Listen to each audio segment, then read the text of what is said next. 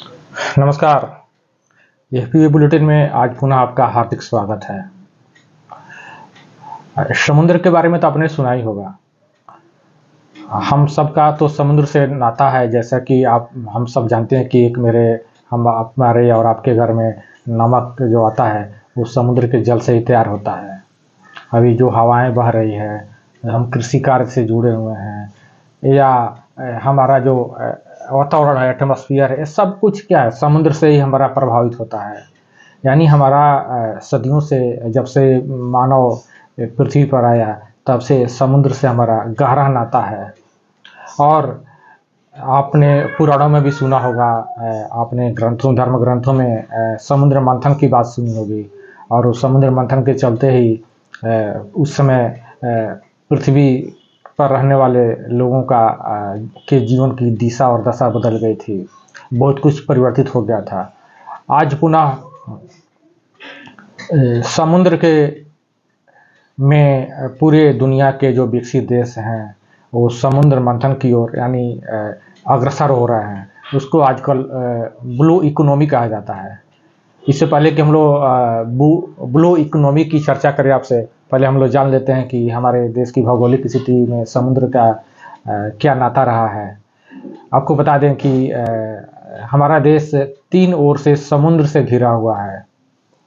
देश की लगभग 75-17 यानी 7,517 किलोमीटर जो तटरेखा है, वो समुद्री तटरेखा बहुत बड़ी है। वो समुद्र से ही के किनारे किनारे हमारी तटरेखा है। और साथ ही साथ इससे 9 राज्य उससे जुड़े हुए हैं। 9 राज्य के अलावा 1382 ऐसे द्वीप हैं जो समुद्र में ही है, जो हमारे देश से संबद्ध है। यानी हमारे देश की लगभग 30% आबादी है वो समुद्र से सीधे तौर पर प्रभावित है। अब आप कारोबार के अंदाजा लगा सकते हैं कि यह समुद्र हमारे 95% जो कारोबार है विदेशों से, वो समुद्र इसमें मददगार है।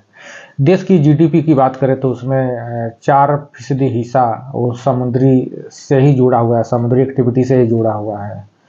यानी ये समुद्र हमारे कारोबार से जुड़ा हुआ है, हमारे जीवन से भी जुड़ा हुआ है, हमारे किचन से भी जुड़ा हुआ है, हमारे जलवायु से, हमारे वातावरण से, हर चीज़ से जुड़ा हुआ है।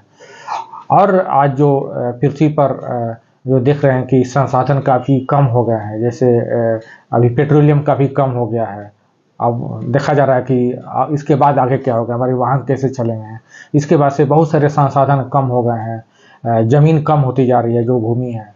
अब नतीजा ये हो रहा है कि लोगों का ध्यान, सरकार का ध्यान अब समुद्र की ओर जा रहा है, क्योंकि समुद्र का अभी अब हम सब जानते हैं कि लगभग 71% भाग पृथ्वी पर वो जल से ही घिरा हुआ है, यानी समुद्र से ही घिरा हुआ है।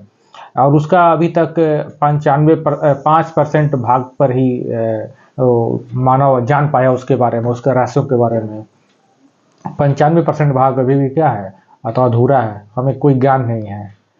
और अभी पूरे देश के जो दुनिया के जो विकसित देश है, सभी समुद्र की ओर दौड़ लगा रहे हैं कि वहाँ से संसाधन लिया जाए, वहाँ से खनिज तत्व लिए जाए, वहाँ से खाने की सामान लिया जाए, वहाँ से परिवहन के रूप में उसको और भी बेहतर करके विकसित किया जाए, वहाँ पर नगर बसाया जाए। उन्हीं खाने पीने से लेकर रहने तक की तमाम तरह के चीज़ के लिए सारे विकसित देश, उसमें खासकर अमेरिका, चाइना, रूस, फ्रांस, ये सब बहुत आगे हैं, जापान, ये सब आगे हैं और दौड़ लगाए हुए हैं।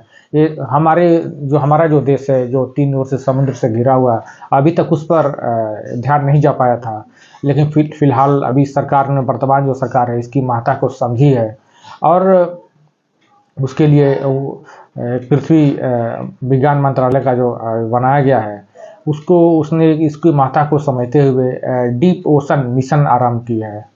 डीप ओशन मिशन का आशय ये है कि योजना जो प्लानिंग 2021 में की गई थी, इसके अंतर्गत समुद्र के जो संसाधन है, समुद्र के अंदर वहाँ क्या हलचलें हो रही है, कैसे उसे आर्थिक रूप से देशवासियों के समृद्धि से इसको जोड़ा जा सकता है, कैसे उसका वहाँ के प्राप्त उत्पादों को संवर्धन किया जा सकता है, वो तमाम तरह की चीज़ की जानकारी के लिए डीप ओशन मिशन आरंभ किया गया है। और इसमें सबसे बड़ी खासियत यह है कि भी हाल के दिनों में अभी आपने चर्चा में सुना होगा कि एक मत्स्य 6000 नाम से एक पनडुब्बी बनाई गई है।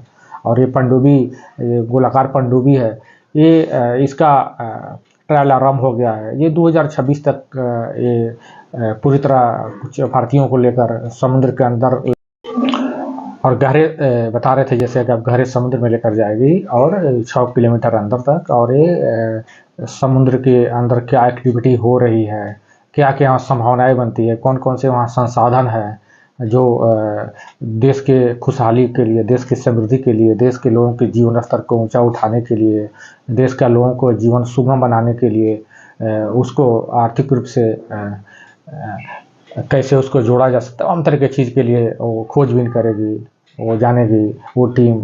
और साथ ही साथ आने वाले समय में अभी आप जानते भी हैं कि जिसका समुद्र पर राज होगा, जिसके समुद्र पर जिसकी जितनी पकड़ होगी देश की, वही देश राज करेगा, वही देश पूरी दुनिया पर छाया रहेगा।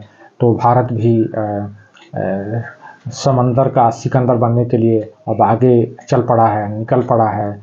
और आने वाले समय में तरह तरह के कारोबारी अवसर पैदा होंगे। जैसे आप कोई व्यक्ति, आप कारोबारी हैं या आप एफपीओ से जुड़े हुए हैं या स्व सहायता से जुड़े हुए हैं या आपका एक्टिविटी बेस्ड क्लस्टर है, तो आने वाले समय में आपके लिए भी तरह तरह के कारोबारी अवसर पैदा होंगे। और ये सब संभव होगा इस समुद्री मिशन के अंतर्गत जो एक्टिविटी शुरू की जा रही है उसके अंतर्गत होगा। तो आप सब इस मिशन के प्रति शुभकामना प्रकट कीजिए ताकि भारत का ये मिशन सफल हो और भारत भी समंदर का सिकंदर बन सके। और साथ ही साथ आने वाला समय जो भारत के लिए जो माना एक लक्ष्य रखा गया कि 2047 तक भारत विकसित राष्ट्र बन सकेगा, उसके लिए प्लानिंग की जा रही है, तरह तरह के मिशन चलाए जा रहे हैं। ये ज़रूर इसके में ये समुद्र का जो मिशन है इसमें सहायक साबित होगा। तो आज की जानकारी आपको कैसी लगी, एक कमेंट बॉक्स में ज़रूर बताइएगा। और अब आज के समय में आज के बुलेटिन अब यहीं पर समाप्त करते हैं। जय हिंद, जय भारत।